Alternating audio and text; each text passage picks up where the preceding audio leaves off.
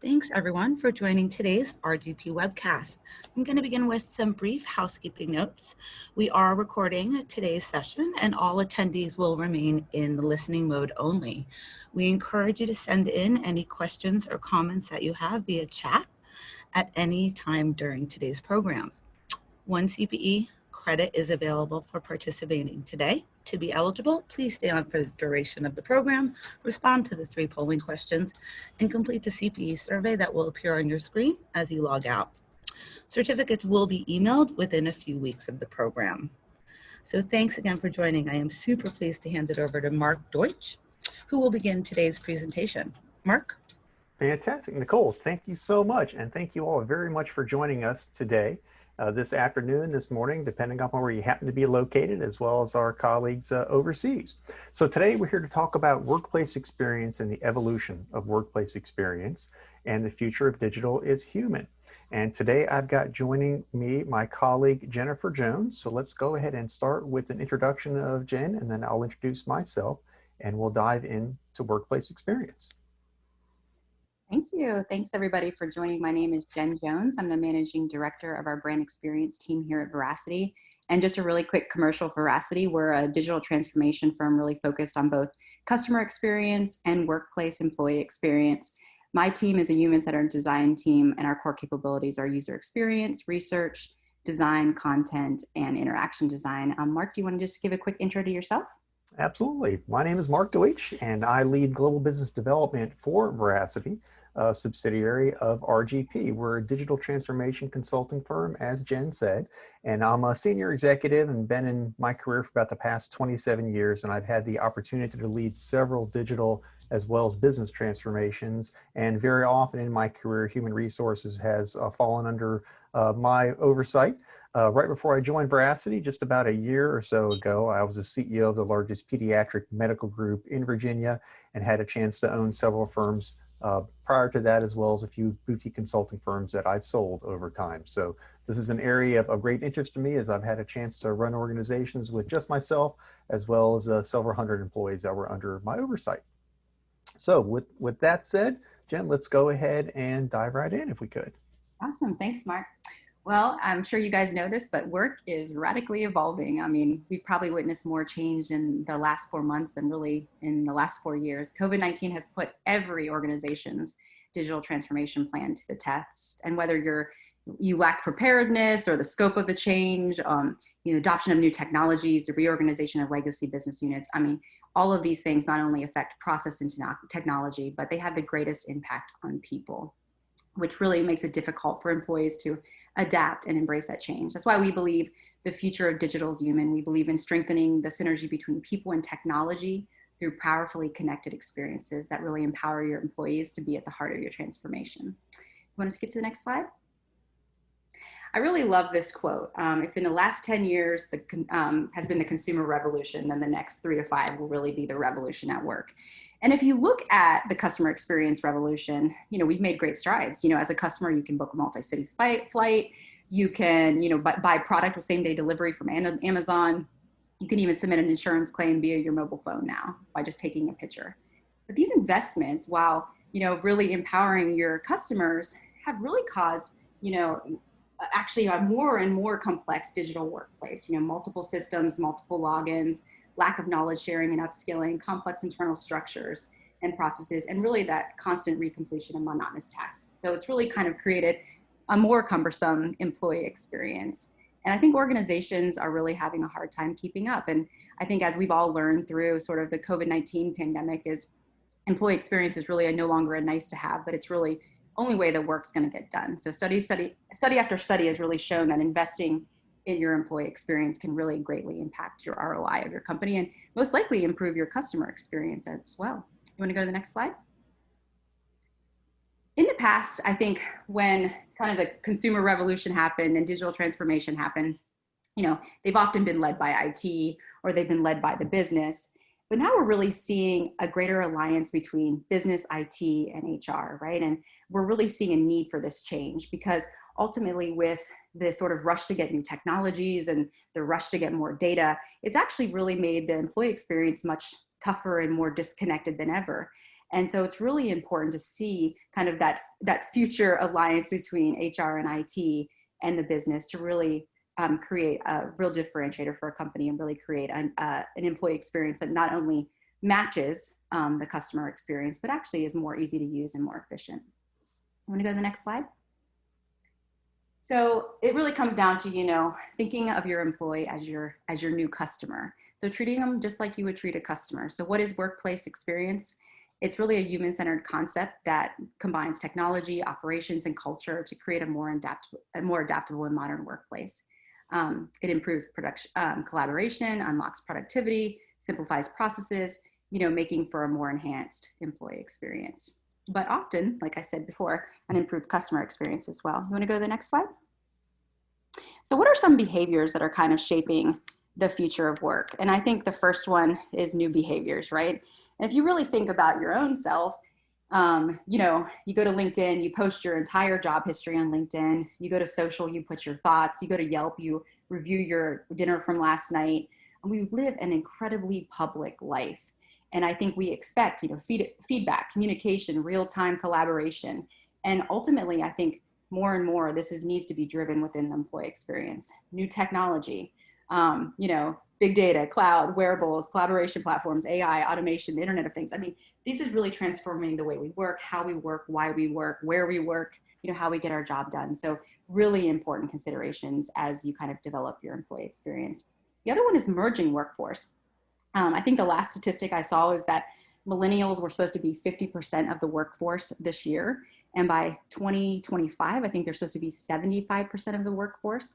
You know, they're digital natives, new expectation, new ideas of the ways of working. And really important to, you know, think of that self-serve, that whole digital first kind of mentality when you're creating an employee experience. I also think the other thing to think of, we live in a time like none other where we have an incredible multi-generational workforce. So you have people that have very, very different attitudes about and what they need from actual work. So if you really think about it, you know, people that are digital natives versus people that maybe came into doing digital much later in life. And so really exploring and understand how you can adapt your workplace experience to meet all the needs. And mobility is another one. So, I mean, we're kind of living this right now. Most companies, I think according to Salesforce, 61% of the workforce is working from home since COVID-19. So really the idea of, you know, getting access, and getting the job done really anywhere on any device. And I think that while COVID-19 definitely pushed this into acceleration, I don't see this kind of changing. And you guys have seen in the news too, I'm sure, that many companies are looking to sort of go away from bricks and mortar. And then globalization is another one. So it's the idea that we're more like a big city now. There's less boundaries of culture, language, where you're located, currency you transact in, and really starting to matter less, right? So it's really the idea of the world is really becoming one big city. Do you want to go to the next slide? So, so I think we were going to do a polling question, right? Really quick before we move on. I think so. Yeah. If we have a polling question, we could pull up Nicole. That'd be great. There we go. So, just for a quick polling question before we go, Mark's going to take over the next section. Which of the following have impacted your organization? Accelerating technology changes, changing employee expectations, evolving business environments, growing demand for skills, shifting labor demographics, transitioning work models, or macroeconomic events?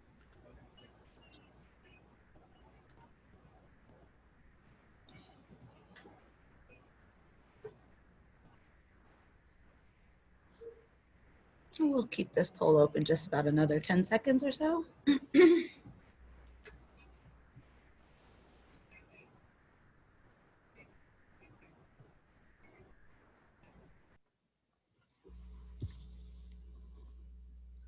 Great. Evolving business environments. That's awesome. Changing employee expectations is a fast follow of that. Oh, and accelerating technology changes is actually the second one. Great. Thank you, guys. Mark, do you want to tell us a little more about why you should invest in your employee experience? Absolutely, Jen. I'd be glad to. That's a great question, and I think it's. Let me start by saying the number one reason I think is because, as already has been mentioned, the war for talent is more challenging now than ever. So I opened up at least a few of my news feeds this morning, and 2 out of the 10 were talking about how challenging it is to find great employees. Even though we see stories globally about how unemployment is still relatively high, it's below 10% in most places. And truly to find the talented people, the people you want in your organization, that particular war continues to rage. And especially as remote work explodes, now people are able to live and work from anywhere, be anywhere, and they have that expectation that they can for many of the jobs that are out there. If you have the opportunity to work remote, chances are you want to work remote at least part of the time. So we need to create those types of environments where people are enthusiastic and love to come to work because they're making a difference. I also like to say that digital naivete is no excuse, especially when it comes to, as Jen mentioned, digital natives, with more than half of workers today considering themselves digital natives, and people that are in Gen X like myself, as well as boomers, we're all used to working with digital tools nowadays. So the overwhelming majority of people in the workforce expect that there are ways to solve problems digitally. So you can't claim ignorance when it comes to creating a world-class employee experience, because we all kind of joke, there's an app for that. So chances are we expect that experience to be in our business world just like it is as a consumer out there. So our approach to how we think about when it comes to companies taking on younger workers, again, we believe you must create environments that support that unique needs if you want to keep them engaged. If your own observation of this fact isn't enough, frankly, there's a mountain of evidence that continues to grow. And again, anytime you open up a news source these days, chances are you're seeing some of these types of consistent statistics. So the one on the far left here is the revenue growth rate is 2.1 times greater than average after 3 years in companies that invest in workplace experience. This comes from an article in the Harvard Business Review. They found that companies that invested most heavily in employee experience were included 28 times as often among Fast Company's most innovative companies, 11 and a half times more often in Glassdoor's best places to work, 2.1 times as often in Forbes' list of the world's most innovative companies, 4.4 times more often in LinkedIn's list of North America's most in-demand employers. So hopefully that fact in of itself is powerful when it comes to why you should have a good workplace experience and a world-class workplace experience. Some other great statistics for you: 20% higher engagement among workers than organizations with a less compelling workplace experience. This is according to Sapling HR.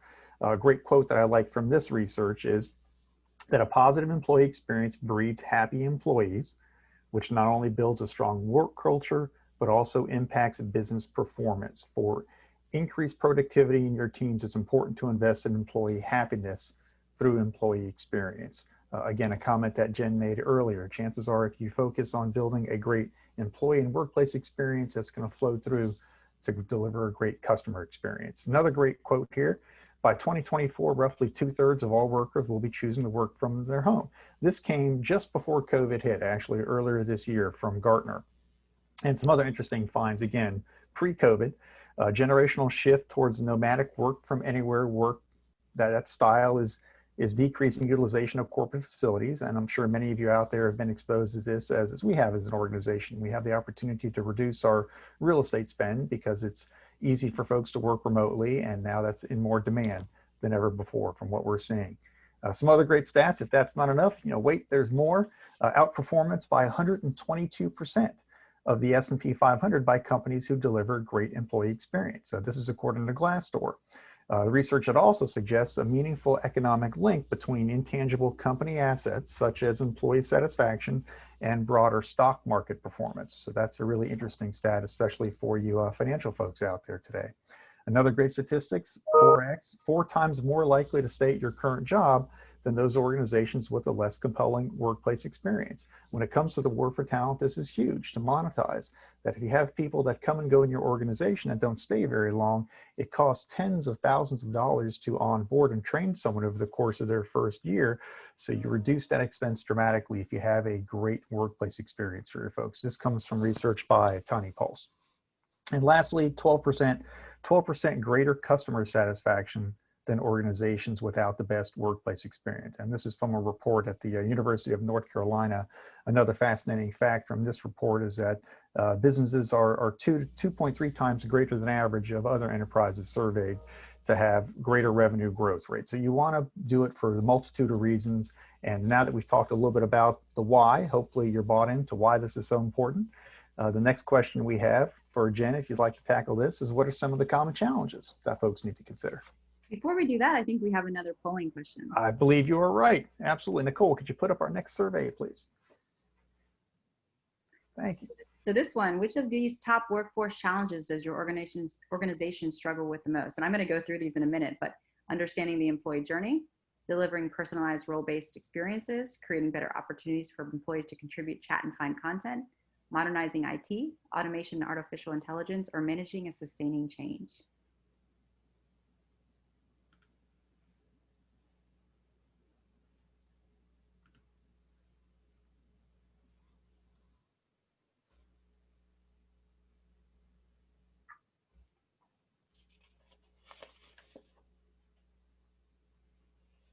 There you go. Ooh, that is actually pretty common. So I think that the last statistic I saw, which was quite a while ago, but it's probably earlier this year before COVID, but 8 in 10 digital transformations fail, which is a crazy statistic if you think about it. And the most common reason cited is lack of organizational buy-in and being able to really think that the project never stops, right? And so I think a lot of us, and this is kind of outside of employee experience, but the same kind of thing, right? A lot of us go into a project and think there's a stop and start date, and with transformation, there is no end date. It's going to continue, and obviously having executive buy-in is key. So I think it falls in line with what I see in a lot of surveys. All right, so what are some of the common challenges? So we kind of just talked a little bit about those at a high level. Now I'm going to dig into them. So again, understanding that employee journey, personalized omnichannel experiences, productivity and communication, modernizing technology, scaling automation and AI, and then managing and sustaining change. So let's go ahead and move into these and kind of talk about them. So the first one, understanding the employee journey. I actually think this is the most key one because oftentimes there's a rush to figure out the what and the how, and there's a lack of understanding the why, right? And why do organizations need to change in the first place? And it's either going to be in service of your employees or your customers or both. That's your why. And figuring out sort of the moments that matter or those peak points where you can better serve them. What I find in a lot of the strategy work I do on the employee experience side is oftentimes there's a little bit of a forgotten element of the entire life cycle of an employee, right? So an organization might have an onboarding experience figured out, or they might have a knowledge management tools figured out, or they might have a document repository, or maybe you have teams, right? But there's a lack of connectivity of all those experiences. And on the customer experience side, we would never do that, right? You would think of that as an entire journey, and how do we kind of move somebody through their daily activities with an organization? And employee experience is really no different, right? And so it's important to consider that entire journey from onboarding through the life cycle of an employee, and even as an alumni, what should that experience be like, and how can we tie all of those different moments together to create a really seamless experience for our end users?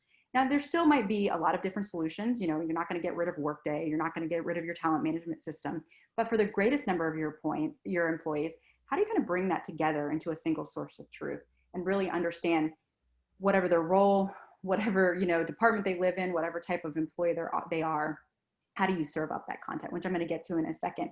One other note I want to make here, I think this is actually the key reason why you see unauthorized apps, which is a big security risk. And we're seeing that more and more during COVID. But if you really think about it from your probably own use cases, what type of apps do you normally see? You see things like Slack, you know, communication tool. You see things like Dropbox for sharing documents. It's because there's a hole in the journey. The employees don't have a tool that they need to basically contribute, collaborate, and communicate with other employees or externally. So these are things where if you map the entire journey, you can start to really reduce even that security concerns that you have. So even more of a technical reason. I want to move to the next one. Delivering personalized omni-channel experiences. I kind of just touched on this, but I think this is key. You know, colleagues, employees, whatever your organization might call them, you don't suffer from content, right? You're probably drowning in it, right? But there's lack of sort of this idea of what's meaningful to me in my role. So how do you create personalized omnichannel experiences that no matter where you're logging in from, no matter where you sit in the organization, you're seeing relevant data, content, and tools that are actually going to help you make your job more efficient and do your job more easily.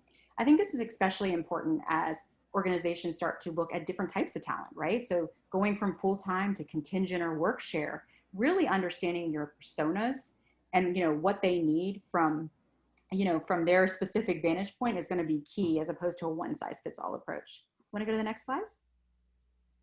Create environments for collaboration. I think this is the number one thing, and like I mentioned before, probably the number one reason why you get unauthorized applications in an organization. But I think employees really suffer from,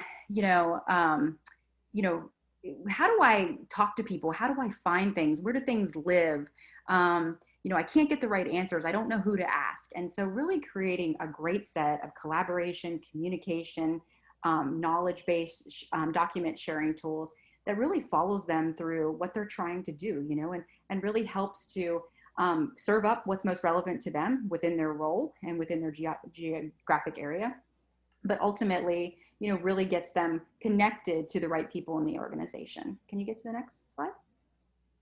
Modernizing IT. I think this is a big one.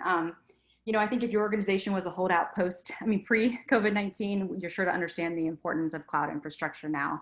I think it's helped most organizations really transition to kind of that work from home and make it a lot easier. But with that, there's no shortage of technology, right? And there's they're all sort of point solutions with different logins.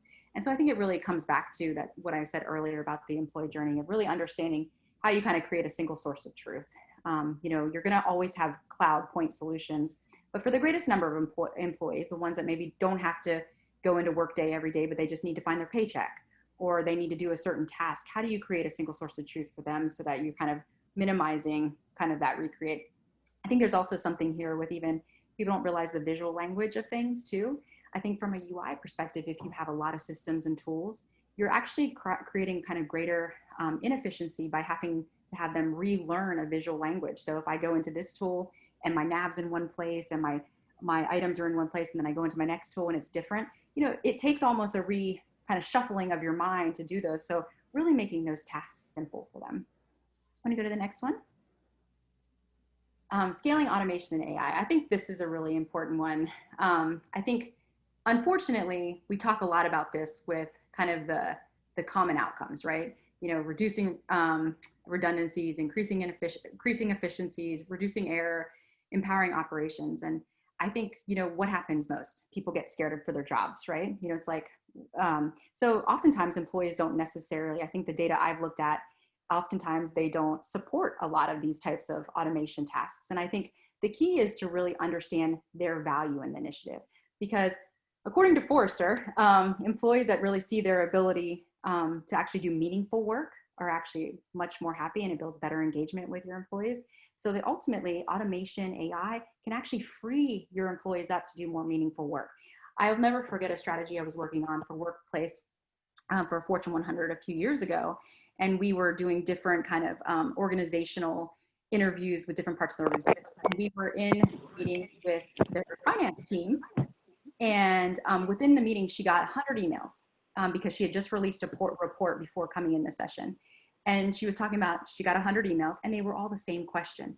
Imagine if we could build a knowledge base and automate that response. And that frees her up to actually respond to the more meaningful questions. She's gonna write the same response, and instead of having to send that manually to 100 people, if we could create a knowledge base to free her up. So that's where automation is really creating value for your employees and your colleagues. Wanna go to the next one?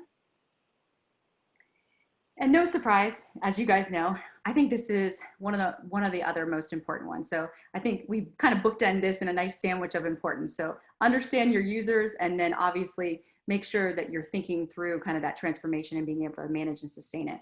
Like I said, any transformation, whether it's workplace transformation, employee experience transformation, customer transformation, it requires a long, thoughtful process that's going to be there for years to come. It's not going to go away. You don't transform and then stop. It's continuous, right? And so it's the idea of, one, definitely get executive buy-in, get change leaders buy-in, get stakeholder buy-in, get user buy-in, make sure they're a part of it, that they can be evangelists for the cause. And then ultimately understand, as you build your roadmap, it's going to be consistent. You're not going to do a one and done with your workplace solution or with your employee experience solution. Technologies get outdated, all the time.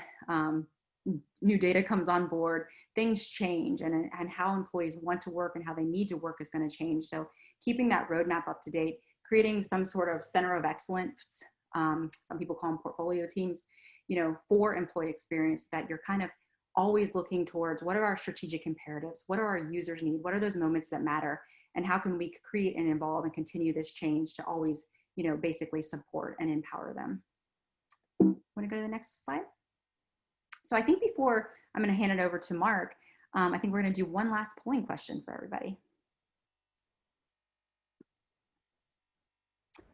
So as markets and industries continue to evolve, how has innovation impacted your organization? So none, some, average, above average, or extreme?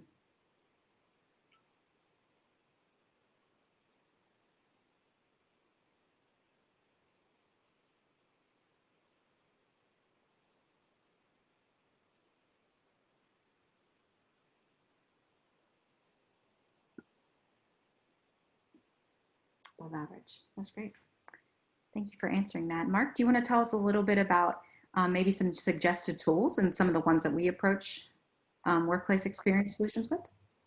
Sure, absolutely, be glad to. And so as we mentioned earlier and Jen said, and I think you've heard a couple times now, there's really no shortage of tools that are out there to build a truly world-class workplace experience for your organization. And at Veracity, we have the opportunity to work with countless technologies. We can approach workplace experience and look at it from a technology agnostic perspective, as well as when we do involve technologies, there are some that we feel are certainly best in class for the respective areas. And we're going to talk about three briefly today. One's Accumula, one's called ServiceNow, and the last one is MuleSoft. And I'm going to tell you a bit more about these tools in just a moment. Before I do so, let's take a look at what it means to build a holistic digital workplace experience. And Jen mentioned this as well earlier. So in order to create this experience that's really valuable to your employees, it's important to start with the users first. Part of what we do at Veracity is human-centered design. So we put the user and the human being at the center of all we do, and don't just throw technology at solutions, especially when it comes to workplace experience. As we start out with, part of our theme, the future really is human. So you have to put those human beings at the center of the process first and design what that experience looks around them. And we put this into several different areas, three different areas. One is accessible work environments that are more efficient, so we foster innovation, seamless digital interactions to support engagement and collaboration, and then personalized experiences to help employees work smarter and not harder.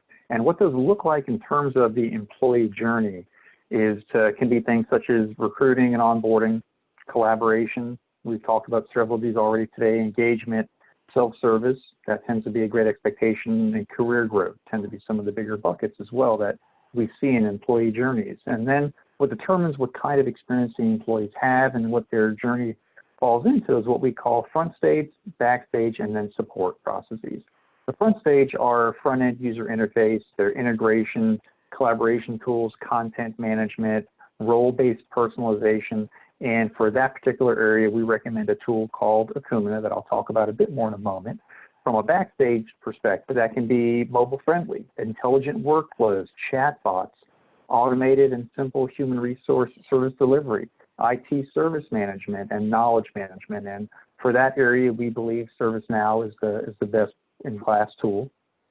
Finally, support processes are things like system health, your data integrity, governance, security, and for that, we recommend a tool called MuleSoft. And when you bring all those elements together and do it well, you can truly build a holistic digital workplace experience. And now let's take a deeper dive into some of these tools. First of all, Accumula. Accumula is a highly personalized product as well as a platform. On one hand, Accumula is a very powerful intranet. On the other hand, Accumula is a workplace experience platform that allows you to surface things such as SharePoint, Outlook, and other tools. As Jen mentioned earlier, most employees, for most of this, 90+% of what we need to do can be done in one place, in one interface. What we refer to with the Accumula tool is a single pane of glass. You can give your folks one place to work, kind of a dashboard that puts everything that they need at their fingertips. So if I just need to check my email, I can do that from this particular dashboard. If I just want to check my current pay stub, my PTO request, an IT help desk ticket that I put in, I can check that within that particular system. You'll have some employees that need to go deeper into the system. So if I'm an HR professional, I may need to go deeper into my Workday tools, for example, or ADP. I can dive into those, but for the most part, I can do most of what I need to do within this one particular interface. From a security perspective, one of the reasons we like Accumula that's critical is it doesn't store your data. So your data remains on the underlying systems of record, say Office 365 or SharePoint, and Accumula abstracts it on the platform to create this seamless and secure experience. So highly secure tool. You also have total visual control. So it's also critical from a workplace and employee experience perspective that you brand these types of portals, you brand this tool with your colors of your organization, with your logo, so it looks and feels very familiar to employees as opposed to something completely foreign.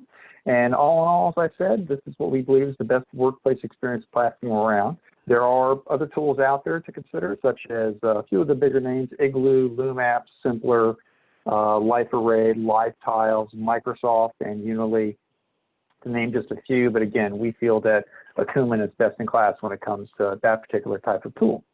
ServiceNow, as I mentioned earlier, is a great platform that I suspect many organizations on the call today use. ServiceNow is a modern, born-in-the-cloud platform as a service that enables you to streamline and automate routine work tasks, and it uses a single data model. So I think of this as a business process digitization tool. So organizations use ServiceNow are able to rapidly make changes to self-service capabilities, something that's really in high demand now. Again, the expectation with a lot of employees is that I'm able to do more myself, which is great because it saves costs for organizations, which is always a bonus.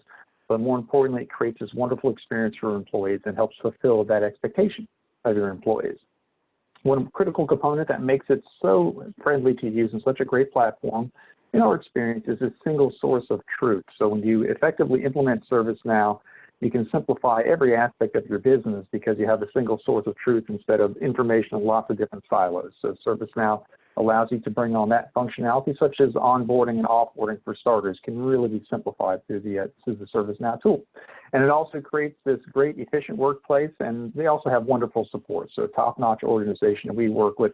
Again, there are other systems out there, BMC software, Pegasystems, Salesforce, Atlassian, CA, Freshservice, and Splunk, to name just a few, though we believe that ServiceNow is truly best in class in this particular segment.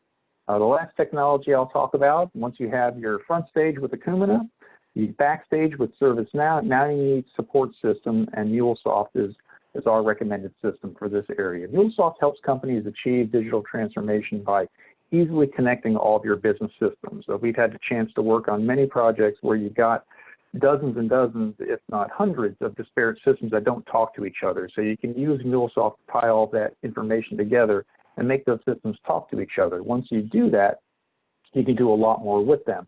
Kind of an interesting statistic as well, the average enterprise has about 900 applications, which is fascinating. Over almost 1,000 applications, and only about 30% of those actually talk to each other, which is amazing. And I'm sure you all see this as I do on a daily basis. Even in a smaller organization where we have a dozen systems, you could see all dozen not talking to each other. So it really makes my life difficult as an employee. Again, there are systems and structures available now to make that much easier. And MuleSoft is one of those systems that helps solve that problem. There are some other tools out there, IBM, Informatica, Boomi, Microsoft, Oracle, and TIBCO, just to name a few. Again, we strongly feel that MuleSoft is best in class when it comes to that functionality. So Jen, I think you're up as well. So now we'll get some thought to how do you want to design your future of work? Hey Jen, I think you're muted. I can't hear you. Yep, I was muted. You have to have one of those every call, right? Sorry about that, guys. So yeah, how do you design your future work? Well, that's a loaded question, right? So it's not a small task, but I also think, you need to start small and kind of discover, to define a blueprint and sort of a way forward. Otherwise, the change is just going to be too big and too large to actually kind of move forward. So where we start is always with the end user. We take, I think when you think about technology and when you think about data, it always needs to be in support and enabling your end user. So what do they need to actually do? Which is what we call defining sort of your employee or colleague promises and vision. And then we get into, okay, now that we know sort of our why, how are we going to actually build this? So architecting the technology and process blueprint, and then getting into design and test the experience and develop and iteratively release the experience, and then establish growth as a habit. And what that means is we're not going to do this once. So you're kind of go through this process continuously. You're going to have a roadmap, and you're going to continue, do continuous releases of new features, functionality. So let's get into kind of where we start. Mark, if you want to go to the next slide. So for kind of getting started with the employee brand promises, I'll kind of hit this because I know we wanted to open it to questions too. So I'll try to hit these at a quick level. So we take an evaluate, align, discover and strategize, and then imagine and prototype kind of phase. So in our evaluate and align phase, you want to go to the next slide?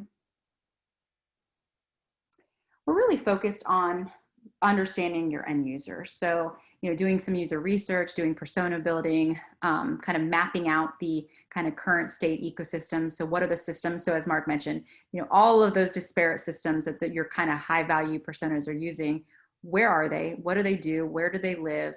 Really understanding the enablers, from a technology side. So we don't just look from a user side, but we also look from a technology side. So are there redundancies among those systems? So is there an opportunity to maybe sunset one and go with another one? Maybe they have redundant features or capabilities.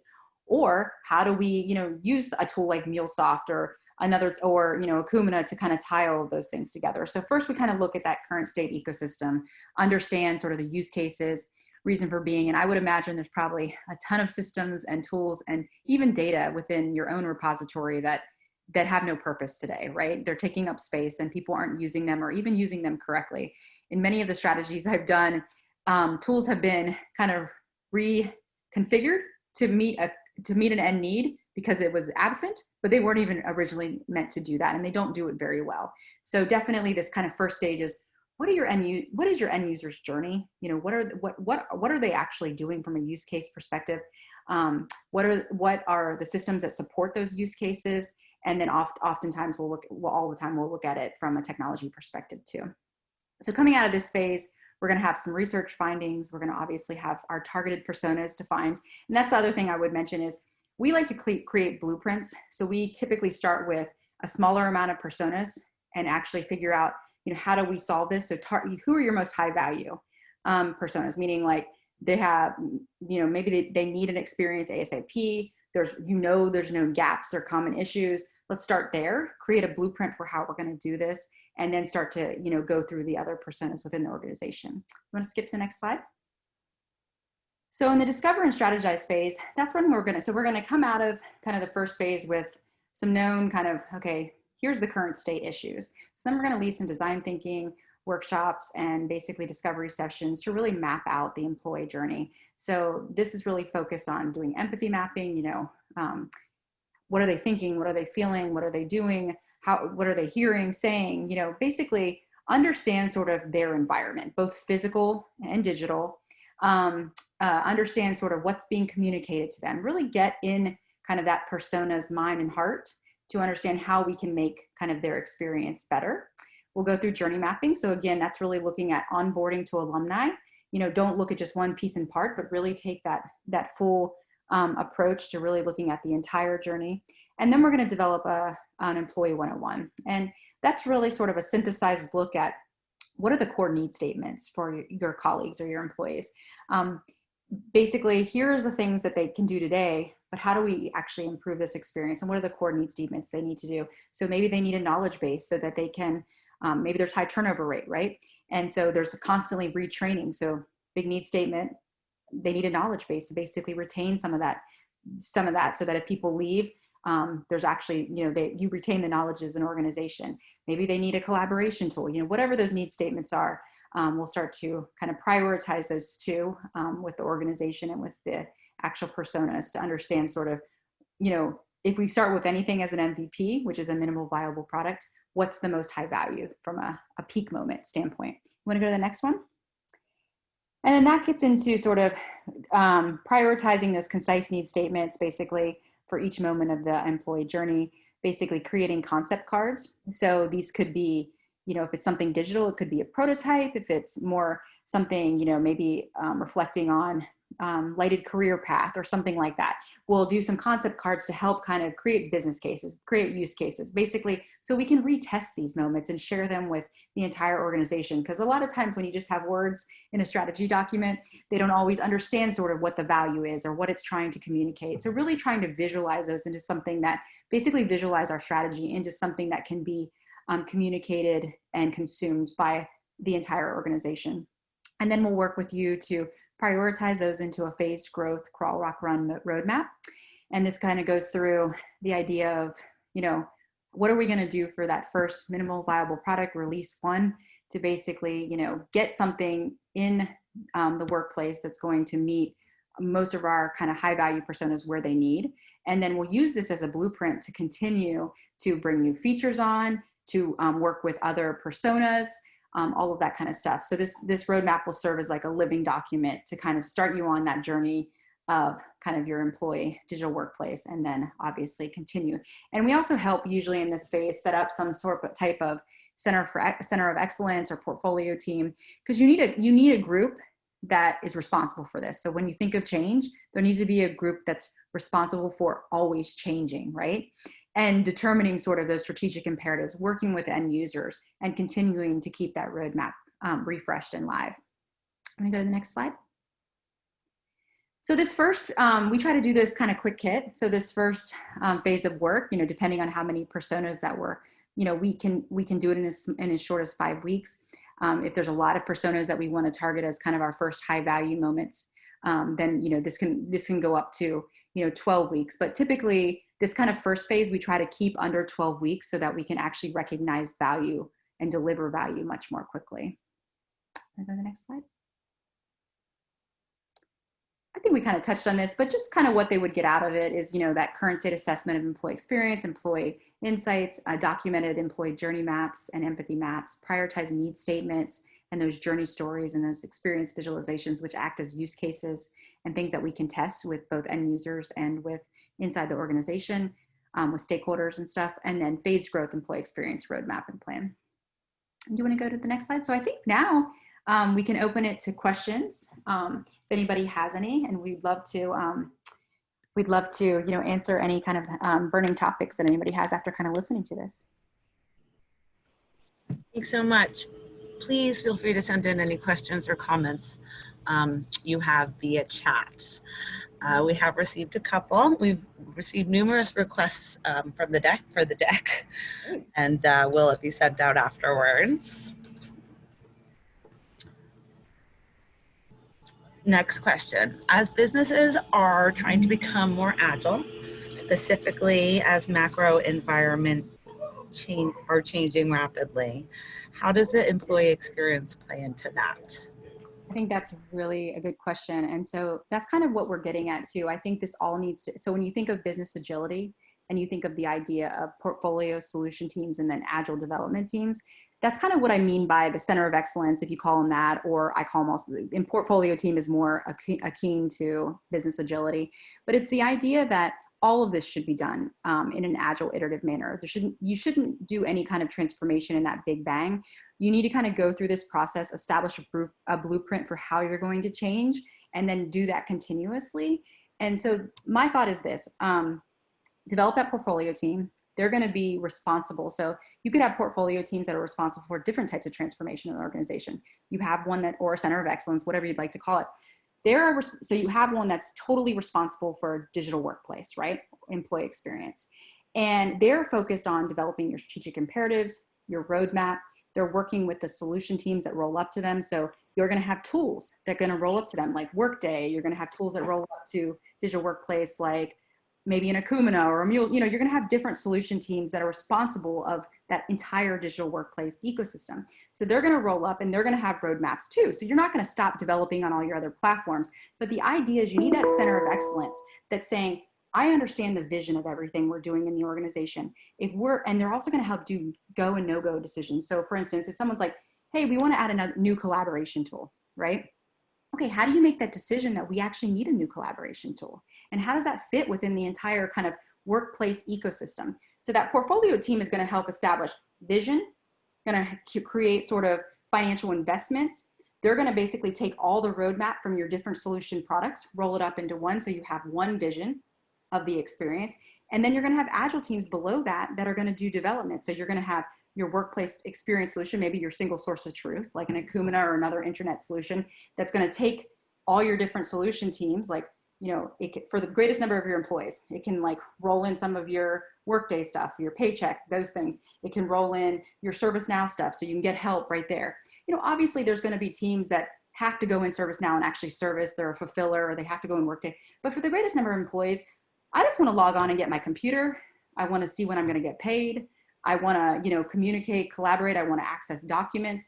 And so that's what we mean by that single source of truth for sort of like the 80%, you know? And so your digital workplace portfolio team is going to help manage that roadmap of all your digital workplace solutions and help kind of make those no-go decisions and develop like, okay, here's the dependency. So for instance, I'm developing this new employee experience solution, but I need to integrate, you know, a learning management tool. Well, when is that going to be in market? That's a dependency, right? And so creating sort of that roadmap and runway for all of those different systems. I don't know if that helped answer that question. It was like a very long-winded answer. Very, very helpful. Thank you. Thank you. Another question, which executive is best positioned to sponsor this initiative and change internally, and which organizational function can most effectively drive this initiative, successfully? That's a good question. And I think it needs to be the entire C-suite. So CEO needs to basically, you know, give it power, give it definition, you know, it needs to be a part of their strategic imperatives. But you need to have buy-in from the chief people officer, from the, you know, chief technology officer, from the, you know, all of the different parts of the organization need to kind of roll up to this idea that we're creating something. And if I have initiatives or imperatives that kind of intertwine with this, which I will, because you know, workplace is a part of everybody's job. They all need to sort of be, you know, communicating this and be evangelists of it as well. As far as who should lead it, I think that kind of goes back to our third slide. I really think it's a combo of, you know, IT and HR. You got to have your people officer. You got to have those people that are champions for the humans in the company. And then you need to also have, you know, the buy-in from IT, basically supporting, you know, those moments that matter through technology and data. And, you know, it's hard to tell because now there's all these fancy titles in organizations. So the C-suite's gotten much, you know, bigger as far as now you have chief digital officer and stuff like that. But ultimately, you need to have process, people, and technology to make that kind of sweet spot of like how you're going to actually manage change and create change. So whoever in the C-suite that owns those things, they should be a part of it for sure. Love it. Thank you so much. Can you talk about improving employee experience for a particular group if we are not ready to transform the whole company? Yeah, so that's kind of where that 5-week thing, because I will say most organizations we work with, some will go big bang, meaning they're like, we know we need to do this. This is going to be, you know, $1 million initiative over the next, or $2 million initiative over, you know, whatever it is, you know, large initiative over the next 2 years. But oftentimes, I would say more than 50% of the time, organizations need to sort of start small. You know, it's like, we may not have, you know, full like life cycle buy-in. So we need to sort of show some value. The one thing I would do is define your top high value personas. Let's start there. Create a blueprint for basically how to change their experience. What are the moments that matter? Create use cases. Maybe you don't need to go to development. Maybe you can just do some prototypes, which is something that we do a lot, and get some buy-in. Make people understand sort of the power of the change. And there's nothing more powerful than exemplifying it in some like actual prototypes and getting people excited about that change. I mean, we're going through that even at RGP. I mean, we're going through our own digital customer experience changes, you know, internally and externally. And I think getting people to participate in the design is incredibly exciting. And then it's almost like a ball that just gets bigger and bigger and bigger because people get excited about it. They want to see that change. And so start small, take a couple high value personas, maybe do a department, you know, map out their life cycle in that journey map out the ecosystem from both a technology and end user, understand sort of what you're missing, develop some prototypes to kind of solve that, and then start using that as a business case, start testing that. And then hopefully you'll get buy-in there. And you can also release it. I mean, the thing is, that might be a good MVP, is just to do it to one department. Did that help? Super helpful. Thank you so much. You guys, this actually concludes our Q&A session. Thank you so much for the great program. Thank you guys so much for your time. That's right. Thank you for having us. And Mark and I would be happy to answer any other questions. And you can reach us at these email addresses that are on screen. Absolutely. Folks, you're going to receive the contact information you see on the screen via email. Please take a moment to provide your feedback as you log out. Certificates will be emailed within a few weeks of the program. And thanks so much. Have a wonderful day. Thank you, guys. Thank you. You too. Thanks a lot. Bye-bye. Thank you.